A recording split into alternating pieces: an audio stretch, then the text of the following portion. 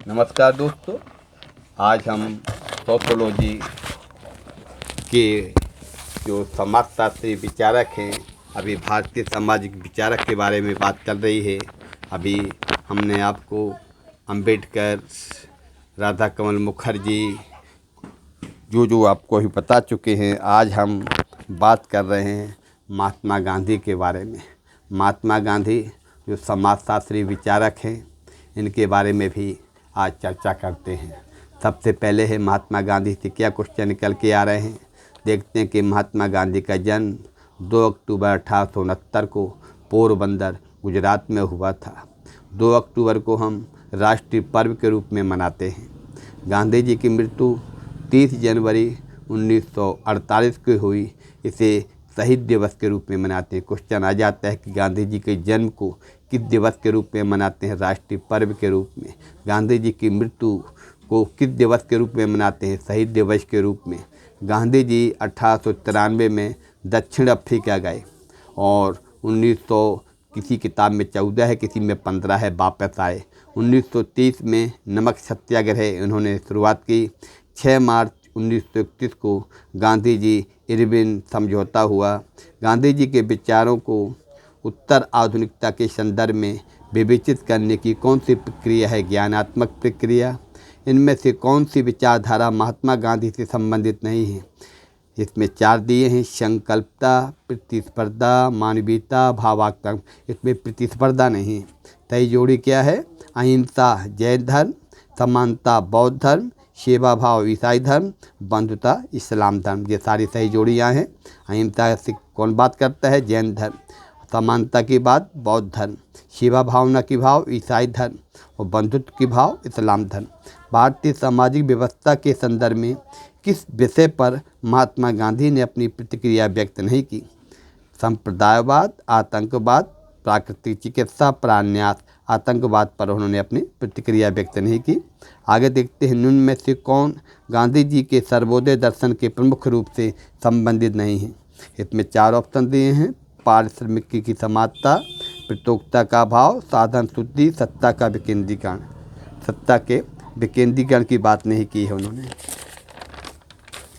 आगे देखते हैं, गांधी जी ने परिवार नियोजन हेतु क्या उपाय बताया? आत्मनियंत्रण। कई बार ये क्वेश्चन आ चुका है। गांधी दर्शन में समाजवाद का विकल्प क्या है? सर्वोदय। धर्म से रहित राजनीति मात्र कूड़ा है। ये अहिमत किसका है?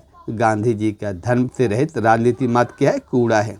सबने अभिज्ञा एवं करबंदी की प्रेरणा गांधी जी ने कहाँ से ग्रहण की? थोरो से। अपने राजनीतिक विचारों में गांधी जी पूर्ण आदर्श राज राम राज्य और उप आदर्श राज्य अहिंसात्मक समाज की अवधारणा को कहाँ से ग्रहण किया? प्लेटो के दर्शन से। आपने किस संकल्प में ब्रिटिश संसद की आलोचना करते हुए इसकी तुलना बांझ और वैश्या से की है? हिंद स्वराज की। आगे देखते हैं, गांधी के समाजवाद और पश्चिमी समाज में मुख्य अंतर क्या है? भौतिक सुख सुविधाओं को ध्यान में रखे बिना सभी मानव जाति में समानता। गांधी जी समर्थक थे दार्शनिक अराजकतावाद के। गांधी जी के रामराज के युगल सिद्धांत में कौन सा प्रमुख तत्व सम्मिलित था? सत्य और अहिंसा। किस विचारक ने गांधी को सर्वाधिक प्रभावित किया है? काउंट लियो टॉलस्टॉय ने।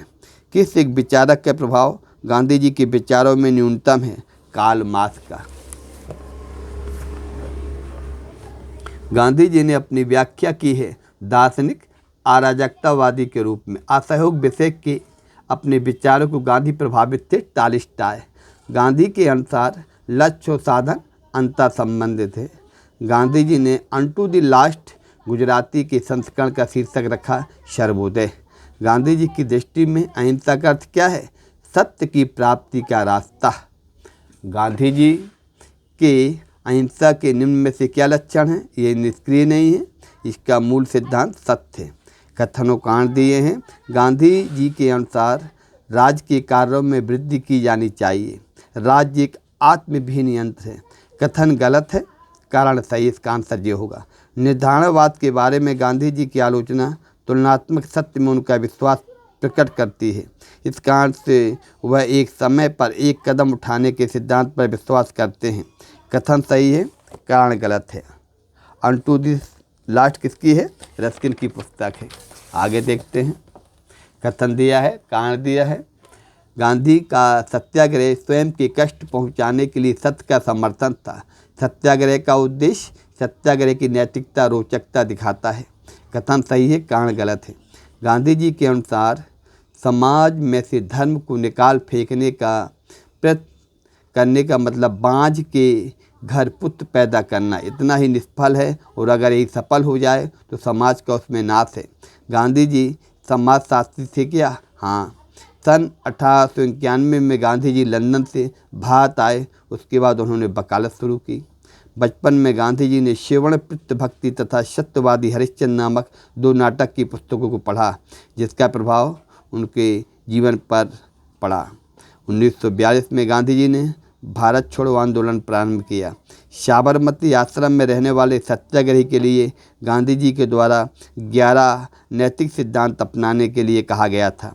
उनमें से पहला है सत्य, अहिंसा, सत्याग्रह, ब्रह्मचर्य, स्व इंद्रिय पर नियंत्रण, अस्तेय और अपरिग्रह, शरीर से स्वदेशी, निर्भीकता और अस्पृश्यता।